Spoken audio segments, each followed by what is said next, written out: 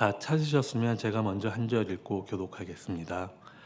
타인을 위하여 보증선자의 옷을 취하라. 외인들을 위하여 보증선자는 그의 몸을 볼모 잡을지니라.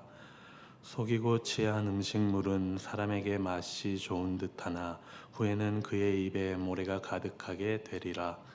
경영은 의논함으로 성취하나니 지략을 베풀고 전쟁할지니라. 두루 다니며 한담하는 자는 남의 비밀을 누설하나니 입술을 벌린 자를 사귀지 말지니라. 자기의 아비나 어미를 저주하는 자는 그의 등불이 흑암 중에 꺼짐을 당하리라. 처음에 속히 잡은 산업은 마침내 복이 되지 아니하니라. 너는 악을 갚겠다 말하지 말고 여호와를 기다리라. 그가 너를 구원하시리라. 한결같지 않은 저울추는 여호와께서 미워하시는 것이요 속이는 저울은 좋지 아니한 것이로다. 사람의 걸음은 여호와로 말미암나니 사람이 어찌 자기의 길을 알 수 있으랴. 함부로 이 물건은 거룩하다 하여 서원하고 그 위에 살피면 그것이 그 사람에게 덫이 되느니라. 지혜로운 왕은 악인들을 키질하며 타작하는 바퀴를 그들 위에 굴리느니라. 사람의 영혼은 여호와의 등불이라. 사람의 깊은 속을 살피느니라. 왕은 인자와 진리로 스스로 보호하고 그의 왕위도 인자함으로 말미암아 경고하니라. 젊은 자의 영화는 그의 힘이요 늙은 자의 아름다움은 백발이니라. 다 함께 읽겠습니다. 상하게 때리는 것이 악을 없이 하나니 매는 사람 속에 깊이 들어가느니라. 아멘.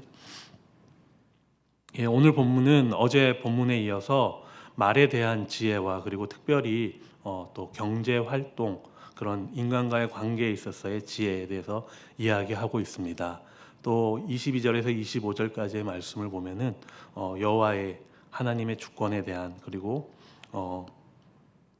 26절부터 30절은 또 왕에 대한 이야기가 나오고 있습니다. 오늘 내용들을 언뜻 보기에는 세상에서 윤리적인 규범이나 삶의 지혜처럼 지혜를 가지고 우리가 살아야 된다라고 또 보이겠지만은 사실 이 이면에는 하나님 앞에서 살아가는 삶의 태도에 그리고 그분의 통치 아래서의 우리의 인간관계에 그 원리가 깔려 있음을 우리는 볼 수가 있습니다. 첫 번째 나오는 내용이 16절입니다. 타인을 위해 보증선자의 옷을 취하라. 외인들을 위하여 보증선자는 그의 몸을 볼모 잡을지니라 라고 말하고 있습니다. 보증에 대한 경고는 이 잠언서에서 여러 군데서 나오고 있습니다. 잠언 6장이나 11장 그리고 17장, 22장, 27장에 걸쳐서 여러 번 일관되게 그런 그 보증에 대한 경고를 이야기하고 있습니다. 보증을 쓸 때 이렇게 사람의 옷은 전당 잡힐 수 있다라고 이야기하고 있습니다. 이 말씀은 보증을 인해서 몸까지 볼모로 잡힐 수 있음을 우리에게 말씀하고 있습니다. 이 당시에 심한 경우 오늘날도 마찬가지겠지만 보증인이 이 채무를 이행하지 못한다면은 결과적으로 극빈층으로 전락하게 되거나 그러므로 인해서 심지어 그들이 노예로 팔리는 경우도 이 성경에 기록되어 있습니다. 이렇게 무분별한 관계나 그런 물질적인 책임에서 신중해야 한다라는 것을 이야기하고 있습니다. 보증에 대한 충고나 경고는 우리뿐만 아니라 세상 사람들이라면은 누구나 다 알고 있을 것입니다. 하지만은 오늘 이 말씀에 나온 이 내용들이 세상의 지혜로운 말과 구별되는 이유는 바로 하나님의 말씀이라는 것입니다. 이렇게 하나님은 이렇게 인간관계 안에서 우리에게 책임성과 지혜를 요구하고 계신다라는 것입니다. 그리고 두 번째 내용에 보게 되면은 속이고 취한 음식물은 사람에게 맛이 좋은 듯하나 후에는 그의 입에 모래가 가득하게 되리라라고 기록하고 있습니다. 부당한 유혹으로 얻은 물질적인 이익은 처음에는 그 맛이 상당히 달콤할지 모르겠지만은 결국 나중에는 그 대가가 가혹하다라고 이야기하고 있습니다. 그 입에 모래가 가득하게 될 것이라고 잠언은 우리에게 이야기하고 있습니다. 인간의 욕심을 경계하라는 것입니다. 저는 유년 시절에 제주도에서 살아서 자주 이제 바다에 가서 수영을 하곤 했었습니다. 근데 이제 파도가 갑자기 몰아칠 때 이렇게 되게 당황스러울 때가 있는데 그럴 때 입속에 모래가 들어가는 경험을 몇 번 했었습니다. 근데 그것을 이렇게 뱉어내려고 해도 그게 참 잘 다 뱉어지지도 않고 입을 여러 번 헹궈야지만은 그것이 뱉어지는 것을 경험했었습니다. 이것이 아직까지도 그게 좀 되게 상당히 찝찝하고 불편했던 기억으로 남아 있습니다. 이렇게 부당한 이득 결국 이득들은 결국은 우리가 그것을 다 뱉어내야 한다라는 그런 상황이 온다고 이야기하고 있습니다. 이렇게 속임수와 부정직은 결과적으로 또 그런 관계를 망친다라고 우리가 이야기할 수 있습니다.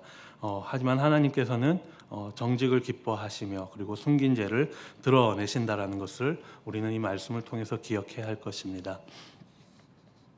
그리고 다음으로 경영은 의논함으로 성취하나니 지략을 베풀고 전쟁할지라라고 이야기하고 있습니다.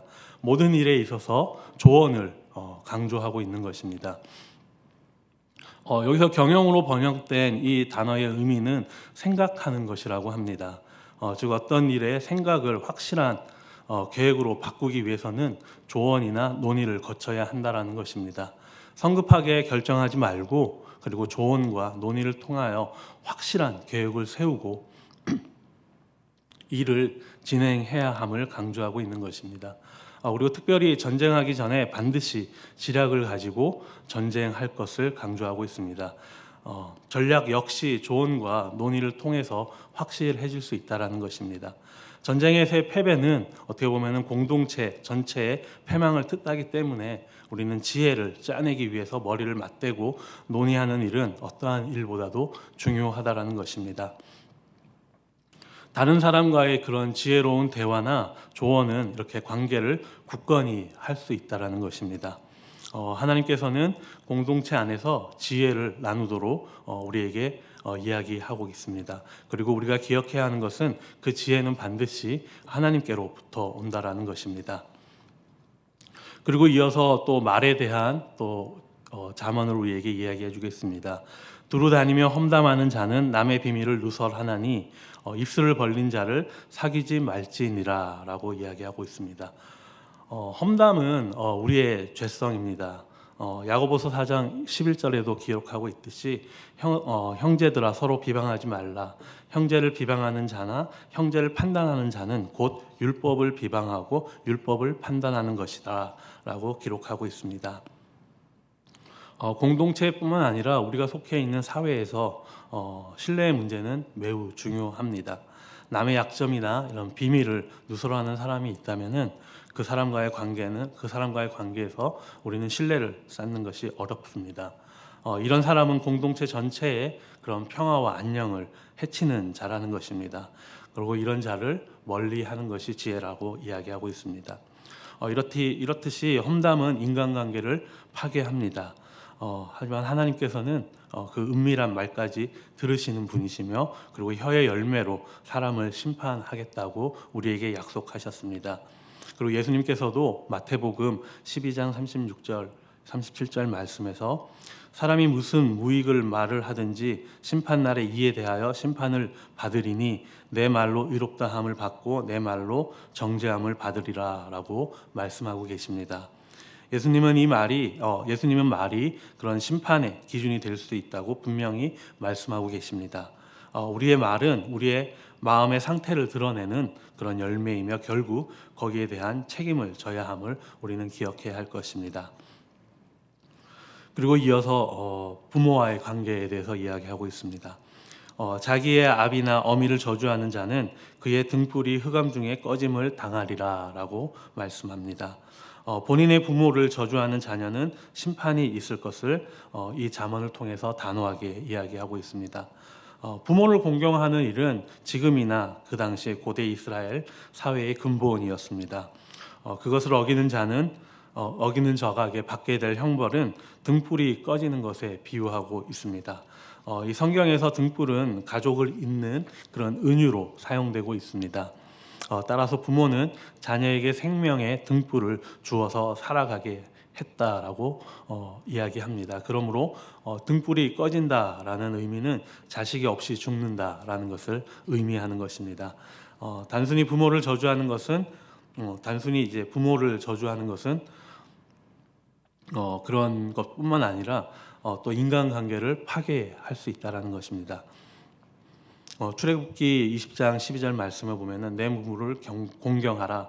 그리하면 내 하나님 여호와가 내게 준 땅에서 내 생명이 길리라라고 이야기합니다. 이렇듯 부모 공경은 하나님께 대한 순종의 표시임을 우리는 반드시 기억해야 할 것입니다. 그리고 이어서 이제 우리가 얻게 되는 그런 재산들, 또 그런 이익들에 대해서 우리에게 지혜를 가르쳐 주고 있습니다. 처음에 속히 잡은 산업은 마침내 복이 되지 아니하리라 라고 이야기하고 있습니다. 젊은 나이에 부모로부터 받은 그런 큰 유산이 복이 될 수 없다라고 이 말씀을 통해서 이야기하고 있습니다. 왜냐하면은 그것을 관리할 능력이 없기 때문입니다. 함부로 쓰게 되면은 결코 그 인생에 도움이 안 될 것입니다. 그것은 오히려 그의 인생의 복이 아니라 재앙이 되기 때문입니다.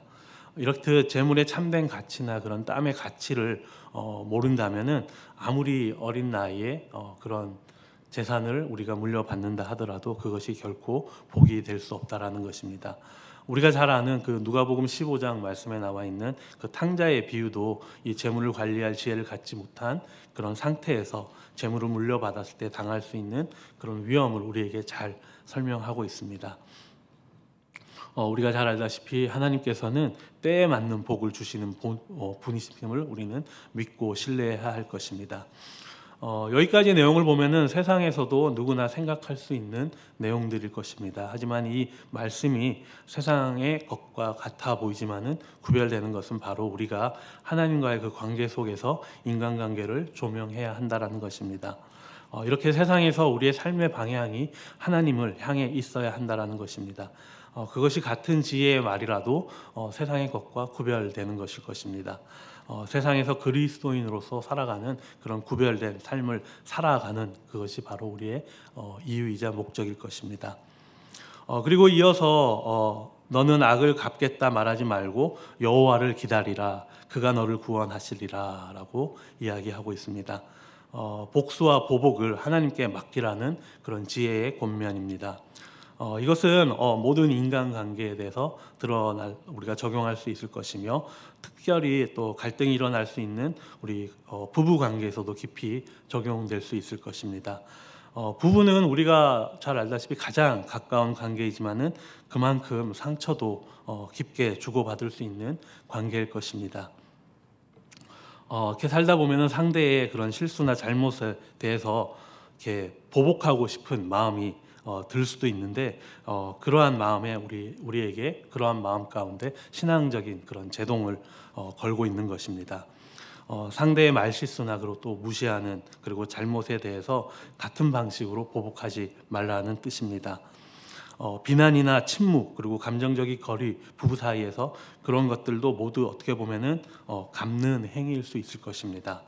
여호와를 기다리라. 관계 회복의 주권을 하나님께 맡기고 그리고 기도하며 인내하고 신뢰하라라는 뜻입니다. 내 감정보다는 하나님의 일하심을 의지하라라는 것입니다. 그럴 때 그가 너를 구원하시라라고 우리에게 가르쳐주고 계십니다. 하나님은 회복의 하나님이시며 그리고 정의와 치유는 하나님이 완성하는 것임을 우리는 믿는 그런 믿음의 태도를 우리에게 요구하고 있는 것입니다. 인간이 인간에 대해서 이렇게 복수하게 되면은 다툼이나 그 싸움의 정도가 점점 커진다라고 이야기합니다. 로마서나 데살로니가 전서 등을 통해서도 바울은 악을 악으로 갚지 말라라고 우리에게 가르치고 있습니다. 배우자의 이런 날카로운 말에 나도 그렇게 해줄 거야 하는 반응 대신에 묵상과 기도로 그리고 감정을 처리하고 말하는 시점과 태도를 우리는 바꿔 나가야 할 것입니다. 배우자가 반복해서 실수하거나 마음을 몰라줄 때 자기 방식으로 응징하거나 무시하지 않고 하나님께 그 배우자의 마음을 열어달라고 기도하며 기다려야 할 것입니다. 악으로 갚을 때 순간 쾌감은 있을 것입니다. 하지만 가정이라는 공동체에서 그 쾌감의 빈도와 크기가 커지는 만큼 그 가정은 그만큼 무너질 수밖에 없다라는 것입니다.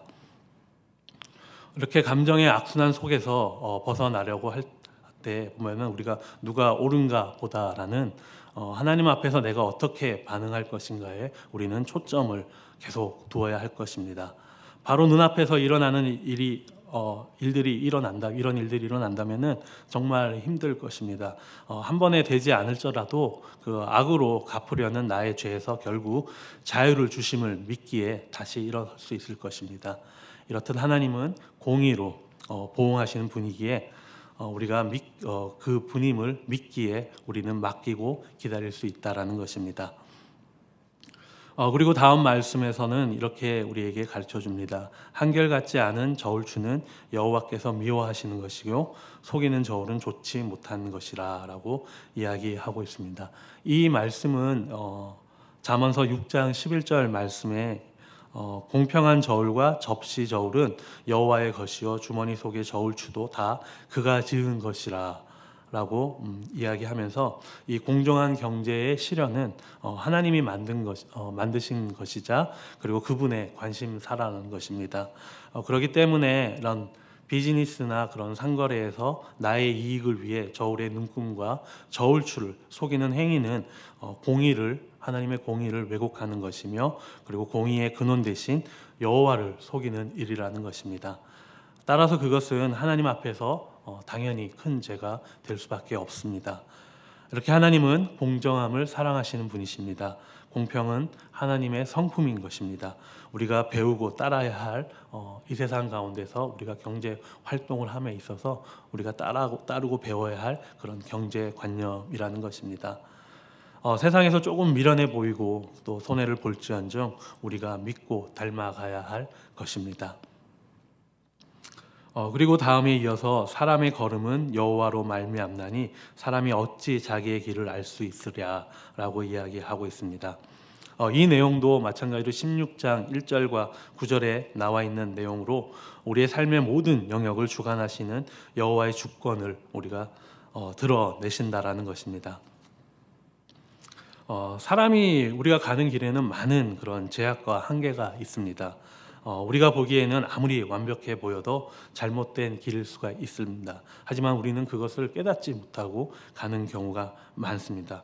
우리는 그저 익숙한 대로 그러다 보면 익숙한 대로 그냥 살아가는 존재가 되어갈 것입니다. 한 치 앞도 알 수 없는 삶을 막연하게 우리는 살아가게 될 것입니다. 그러므로 우리의 삶의 모든 영역에서 그런 여호와의 주인 되심을 고백하고 겸손하게 걸어갈 것을 우리에게 가르쳐주고 있는 것입니다.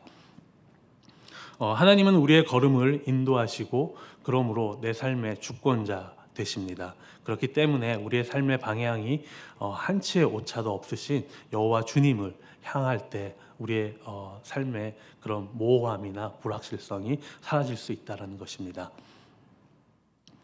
그리고 함부로 이 물건은 거룩하다 하여 서원하고 그 위에 살피면 그것이 그 사람의 덫이 되느니라 라고 우리에게 가르쳐 주십니다. 하나님께 성급하게 서원하는 일은 스스로 함정을 파는 일이라는 것입니다. 왜냐하면 이 하나님께 드리는 이 서원은 한 번 하게 되면 바꿀 수 없기 때문이라는 것입니다. 그 서원을 지키지 않으면 하나님께 속이는 죄를 범하는 것이 되는 것입니다. 예수님께서도 신약 성경에서 함부로 서원하는 일의 위험을 지적한 적이 있습니다. 그리고 이제 왕에 대한 이야기가 나옵니다. 지혜로운 왕은 악인들을 키질하며 타작하는 바퀴를 그들 위에 굴리느니라라고 이야기하고 있습니다. 왕의 임무 가운데 하나는 공동체에서 악인을 걸러내는 일입니다. 이 잠언은 이것을 알곡과 결을 구별하기 위한 키질하는 것과 그리고 타작하는 바퀴를 굴리는 것에 비유하고 있습니다. 악인들에게 심판을 내려 악을 제거하는 지혜로운 왕의 모습을 강조하는 것입니다. 왕에 대한 또 지혜 부분이 28절에 또 나오는데요. 왕은 인자와 진리로 스스로 보호하고 그의 왕위도 인자함으로 말미암아 경고하니라라고 이야기하고 있습니다. 왕이 베풀어야 할 이 덕목으로 그런 우리가 잘 아는 그 헤세드, 즉 신실한 사랑과 그리고 진리를 우리에게 들고 있습니다. 이 잠언은 이러한 헤세드와 또 진리를 왕이 스스로 보호하기 위한 무기로 보고 있다라는 것입니다. 왕이 왕권을 유지할 수 있는 최대의 무기는 권력이나 군사가 아니라 백성들에 대한 신실한 사랑과 진리라는 것입니다. 어떻게 보면은 왕이 이 땅의 통치자가 가져야 할, 또 어떻게 보면 그 하나님의 속성을 우리가 왕들이 가져야 한다라고 이야기하고 있는 것입니다. 이러한 이 땅의 권력자들이 이제 구해야 할 그런 속성일 것입니다. 이러한 통치자가 이 땅에 나타나기를 소망합니다. 이러한 인자와 진리들은 관계를 지탱하는 그런 핵심임을 넘어서 그리스도인 된 우리는 하나님의 인자와 진실이 우리와의 언약을 그런 지탱한다라는 것을 믿으며 이 땅에 오실 왕 되신 예수 그리스도를 우리는 기다려야 할 것입니다. 26절과 28절을 통해서 이 땅의 왕들조차도 하나님을 바라보며 그분의 다스림 안에 거해야 함을 저와 여러분에게 가르쳐주고 있는 것입니다. 그리고 또 우리 인간의 본성에 대한 이야기를 우리에게 이야기해주고 있습니다. 사람의 영혼은 여호와의 등불이라 사람의 깊은 속을 살피느니라 라고 이야기하고 있습니다. 우리 인간은 서로의 속마음을 다 알 수가 없습니다. 하지만 하나님은 여호와의 등불을 통해서 인간의 모든 곳을 비추어서 드러나게 하신다라는 것입니다. 즉 하나님은 사람의 양심을 통해서 마음속 깊은 곳을 알 수 있다라는 의미로 볼 수가 있습니다. 하나님의 주권을 강조하는 부분입니다. 또한 인간에게 있어서 그런 숨 그리고 영혼, 양심 이런 것들은 하나님께서 주신 선물이라는 것입니다. 그것으로 말미암아 우리는 하나님과 교제할 수 있으며 그리고 인간의 내적인 면까지도 살펴볼 수 있게 된다라는 것입니다. 그리고 이제 다음 잠언을 통해서 그런 세대 간의 그런 차이점을 서로 인정하고 받아들이라라고 우리에게 가르쳐주고 있습니다. 젊은 자의 영화는 그의 힘이요 늙은 자의 아름다움은 백발이니라라고 이야기하고 있습니다. 여기서 젊은이와 노인의 아름다움을 대비시켜서 우리에게 보여주고 있습니다. 젊은이는 힘을 자랑하지만 노인은 백발을 자랑한다. 그리고 젊은이는 육체적으로 강한 힘을 가지고 있지만 절제되지 않은 혈기로 인해서 지혜가 부족하다. 그리고 노인은 육체적인 힘은 부족하지만은 삶을 통한 그런 지혜를 가지고 있다라고 이야기하고 있습니다. 백발은 지혜의 상징입니다. 노인은 많은 경험을 통해서 축적된 지혜를 가질 수 있다라는 것입니다. 잠언 16장 31절에 보면은 백발은 영화의 면류관이라 공의로운 길에서 얻으리라라고 이야기하고 있습니다. 여기서도 마찬가지로 백발은 노년의 신체적인 특징으로 표현하고 있으면서 이 영광은 공의로운 길, 즉 지혜로운 사람이 받는 보상이라고 이야기하고 있습니다. 이 면류관은 지혜의 길을 따라 행함으로 얻게 된다라는 것입니다. 한 인생, 그러니까 그 젊음과 늙음은 한 인간의 인생 선상에 있다라는 것입니다. 그렇기 때문에 젊은이는 힘이 있다고 지혜를 지닌 노인을 무시해서는 안 된다라는 것입니다. 또 마찬가지로 반대의 경우도 마찬가지라는 것입니다. 젊은이들은 앞으로 가야 할 길이고 그리고 노인들은 이미 지나온 길이기 때문입니다. 우리가 흔히 이런 표현을 씁니다. 머리에 피도 안 마른 녀석이나 또 자기보다 상대적으로 나이가 많거나 어른들을 표현할 때는 꼰대 같은 표현을 통해서 그런 세대 간의 오해나 그런 단절 그리고 나아가서는 존중 부족을 표현하는 그런 단어들이 세상 가운데 많이 퍼져 있고 사용하는 것을 우리가 많이 보게 됩니다. 하지만은 이 말씀은 각 세대가 가진 그런 강점을 그런 영광을 인정하라라는 의미입니다.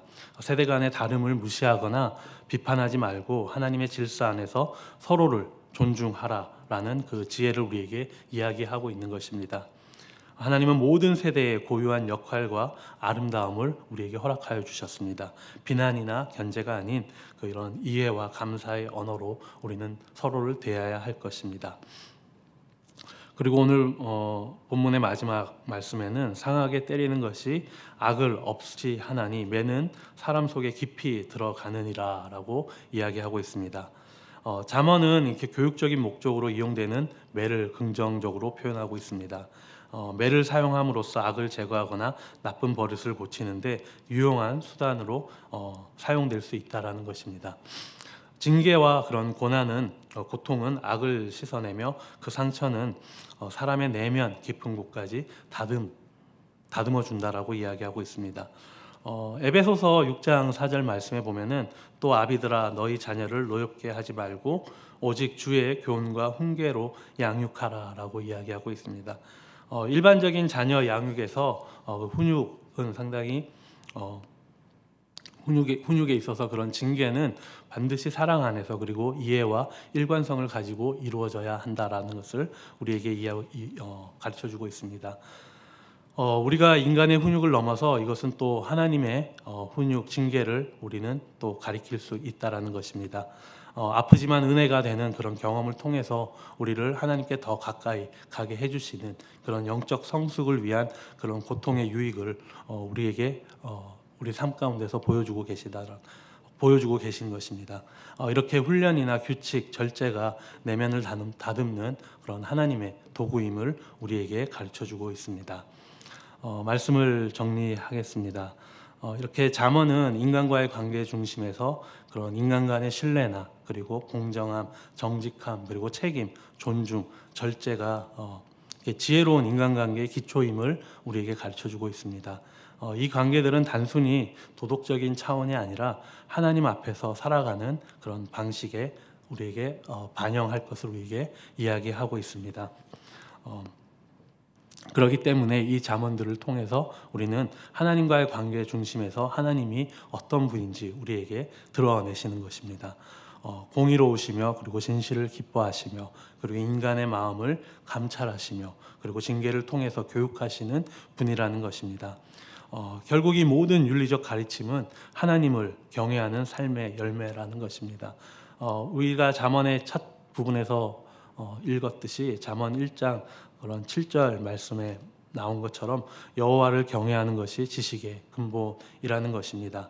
이 세상에서의 삶이 하나님을 향해 살아야 하는 것입니다. 그렇기 때문에 그것이 이 땅에서 구별된 그리스도인으로서 살아갈 수 있게 할 것이고 이를 통해서 우리는 하나님 나라를 이 땅 가운데 이루어 나갈 수 있게 되는 것입니다. 우리의 믿음은 결국 삶의 작은 태도에서 나타난다라는 것입니다. 오늘도 저와 여러분이 속한 각자의 삶의 터전에서 하나님만을 바라보며 하나님 나라 백성의 지혜로 살아가는 저와 여러분이 되기를 소망합니다. 다 함께 기도하시겠습니다. 주님, 오늘 말씀을 통해서 저희가 하나님 나라 백성으로 어떻게 살아가야 할지를 또 그 지혜를 저희들이 배웠습니다. 우리의 말과 행동 그리고 결정과 관계 그런 속에서 정직과 인내를 그리고 절제와 그리고 순종이 담기게 하시고 그리고 겉이 아니라 마음 깊은 곳까지도 주 앞에서 정결하게 되는 우리의 삶이 될 수 있도록 인도하여 주시옵소서. 이렇게 고난과 훈계 속에서도 주님의 손길을 믿고 기다리며 그리고 모든 삶의 자리에서 주님을 드러내는 지혜로운 자가 될 수 있도록 주님 저희들을 붙잡아 주시옵소서. 이 모든 말씀 예수 그리스도의 이름으로 기도드립니다. 아멘. 저희들 오늘 말씀